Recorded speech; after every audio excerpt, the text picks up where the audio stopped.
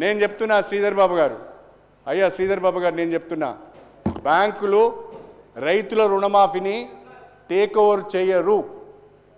ఎవరైనా అధికారులు మీకు తప్పుడు సమాచారం ఇస్తే దాన్ని నమ్మకండి, మీరు అవస్థల పాలవుతారు, బదనామవుతారు. ఎందుకంటే ఇప్పటికే రిజర్వ్ బ్యాంక్ ఆఫ్ ఇండియా ఒక డిసిషన్ తీసుకున్నది.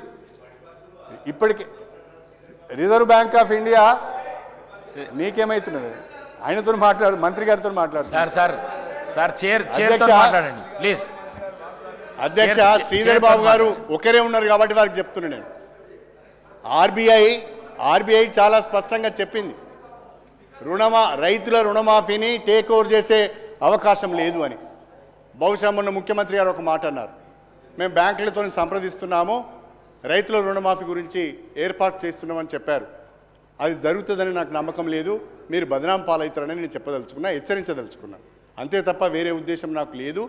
త్వరితగతిన రైతులకు ఇచ్చిన హామీ నిలబెట్టుకునే విధంగా, వ్యవసాయాన్ని కాపాడుకునే విధంగా, రైతులకు 2 లక్షల రూపాయల రుణమాఫీని చేయాలని, ఎప్పటిలోగా చేస్తారో, ఎప్పుడు చేస్తారో, ఏ విధంగా చెప్పాలో, ఏ విధంగా చేస్తారో స్పష్టత ఇవ్వాలని మాత్రమే నేను రాష్ట్ర ప్రభుత్వాన్ని కోరుతున్నానని చెప్పి మీ ద్వారా సవినయంగా తెలియజేసుకుంటున్నాను.